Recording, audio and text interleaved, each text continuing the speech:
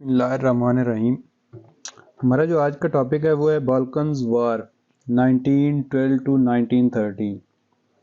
Basically ये वही Balkans वार हैं जिनके बाद properly first world war start होती है।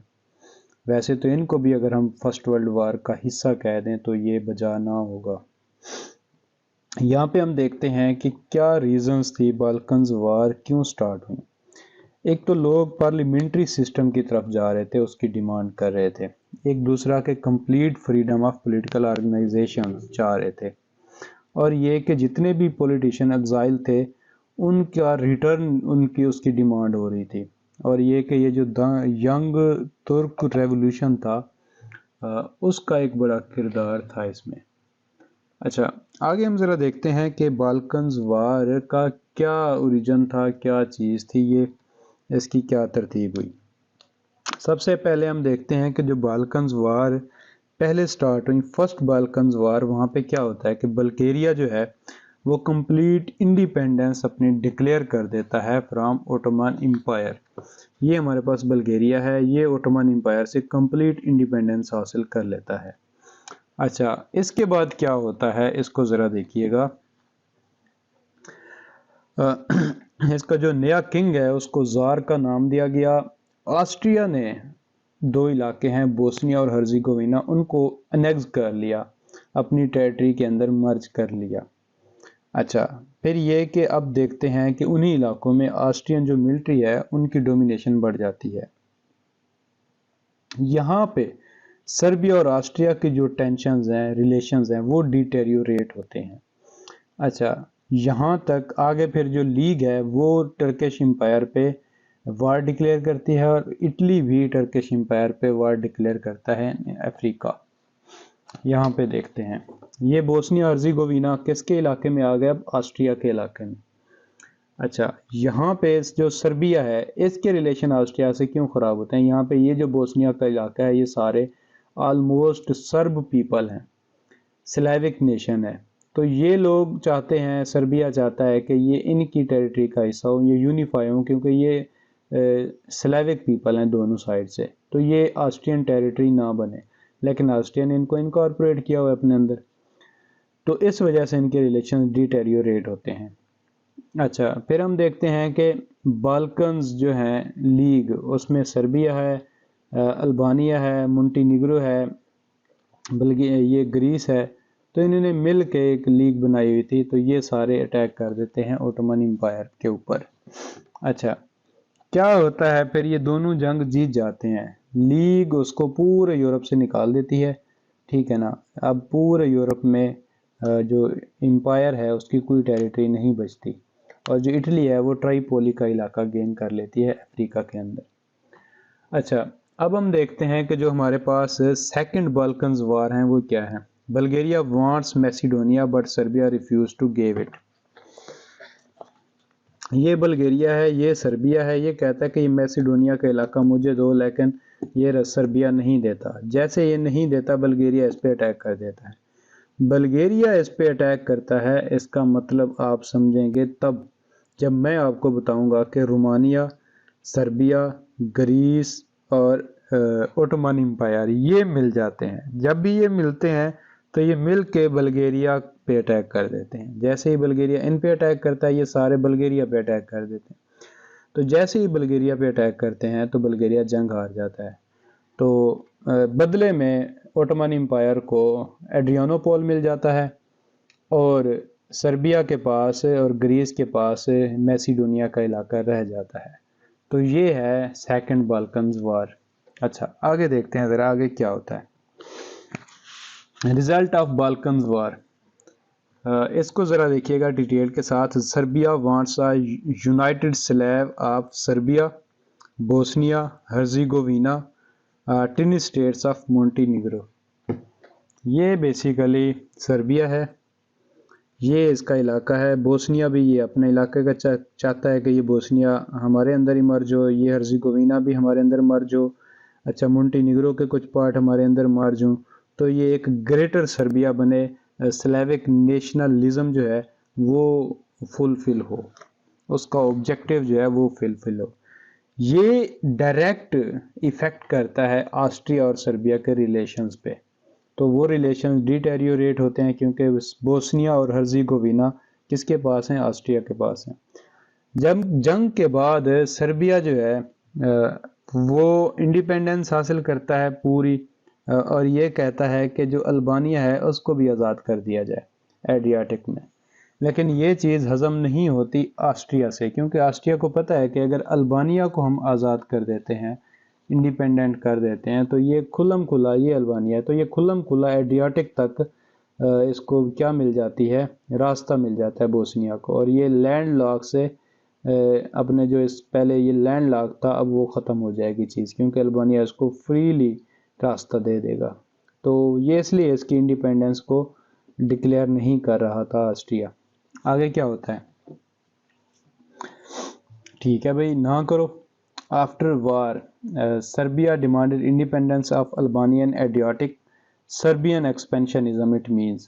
اچھا، Austrian wants to keep Serbia landlocked but Serbia emerged as a victorious from Balkan wars, so was more aggressive and alarmed Austria at the effect of 7 lakh Serbs and crores in her empire.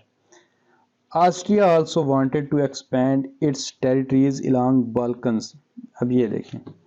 Now Austria want to invade Serbia to gain her interest. 1912 Austria attempt to gain Italian support for this purpose. Germany supported her. Also Empire supported her.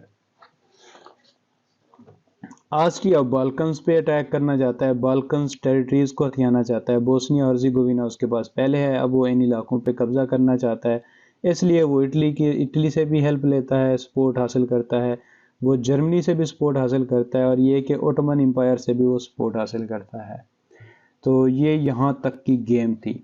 اس اسنا میں ہوتا کیا ہے یہ ذرا دیکھیے گا. سارا جیوو assassination. یہ آرک ڈوک ہیں، یہ رائل فیملی جو ہے آسٹریا کی اس سے بلونگ کرتے ہیں. تو وہ آرک ڈوک اور ان کی بیوی اس کو اسیسینیٹ کر دیتے ہیں سارا جیوو میں. سارا جیوو بیسیکلی بوسنیا ہرزیگووینا کا علاقہ ہے یہاں پہ، تو جو کہ پروونس ہے اب آسٹریا کا، کیونکہ آسٹریا نے اس پہ قبضہ کیا ہوا ہے. تو یہاں پہ ایک سرب آرگنائزیشن ہے بلیک ہینڈ جس کو بولتے ہیں، جو نیشنلزم کی ہے آرگنائزیشن. اس کا ایک شخص سارا جیوو میں ان دو کو قتل کر دیتا ہے، اس کو اسیسینیٹ کر دیتا ہے. اس کا آپ ذرا اس کے کنسیکوینسز دیکھتے ہیں کیا ہوتے ہیں. اس کو ہم بولتے ہیں کاؤنٹ ڈاؤن ٹو وار. اچھا، یہ کیا ہے کاؤنٹ ڈاؤن ٹو وار؟ یہ برچٹولڈ ہیں، آسٹریا کے چانسلر ہیں برچٹولڈ.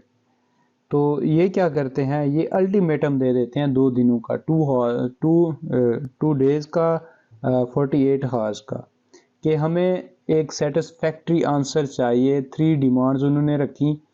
پہلی ڈیمانڈ انہوں نے رکھی کہ سربیا جو ہے ان تمام آرگنائزیشنز کو سپریس کرے جو کہ اینٹی آسٹرین پروپیگنڈا پھیلا رہی ہیں. ڈن، ایک ڈیمانڈ یہ ہوگی. دوسری ڈیمانڈ یہ کہ تمام آفیشلز کو کیا کرے؟ ڈسمس کرے. سربیا کیوں ڈسمس کرے؟ ان آفیشلز کو جن پہ آسٹریا کو آبجیکشن ہے. اب تھرڈ ڈیمانڈ یہ تھی کہ آسٹریا اپنی پولیس اور آفیشلز سربیا کے اندر بھیجے گا اور وہ اس چیز کو انشور کریں گے کہ پہلی 2 ڈیمانڈ پوری ہو چکی ہیں. سربیا نے پہلی 2 تو ایکسیپٹ کر لی، لیکن لاسٹ کے لیے اس نے کہا انٹرنیشنل کنونشن بلا لو کہ آپ کیوں میری ٹیریٹریز کے اندر انٹروین کرنا چاہتے ہو. ان 2 پہ ہم خود آپ کی پہلی 2 وہ جو ڈیمانڈز ہیں وہ فلفل کر دیتے ہیں.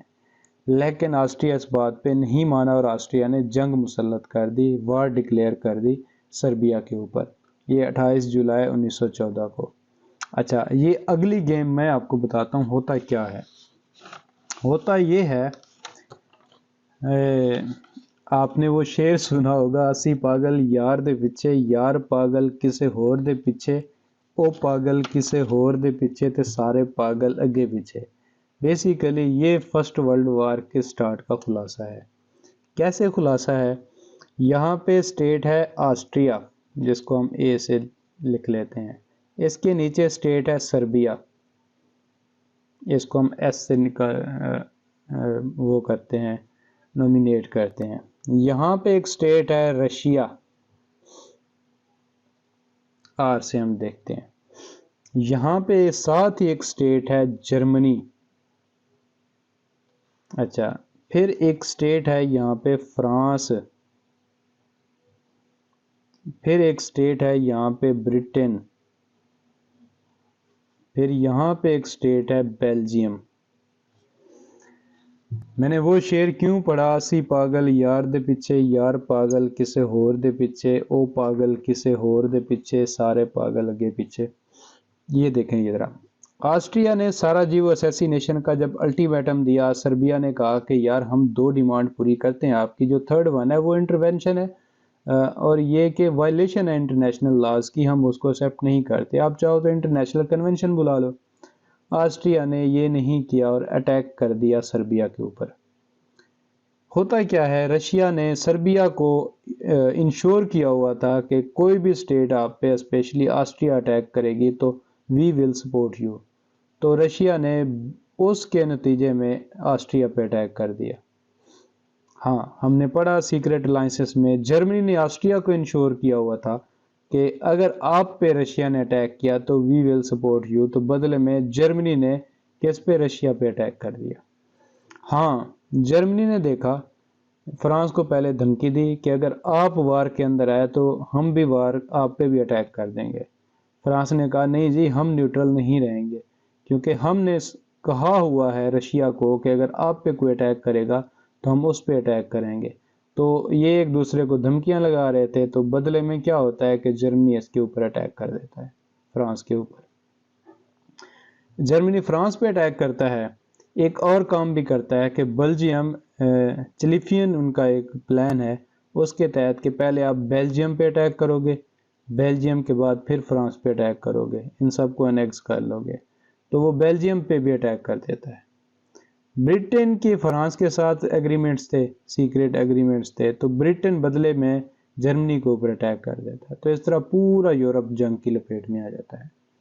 تو میں آپ کو دوبارہ بتاتا ہوں، آسٹریا سربیا کے اوپر، رشیا آسٹریا کے اوپر، جرمنی رشیا کے اوپر، فرانس جرمنی فرانس کے اوپر، بیلجیم کے اوپر، پھر برٹن جرمنی کے اوپر وار مسلط کرتے ہیں، declared war on each other. تو یہ ہے فرسٹ ورلڈ وار کا اوریجن۔ تو thank you for listening my lecture, اللہ حافظ، نیکسٹ لیکچر تک کے لیے۔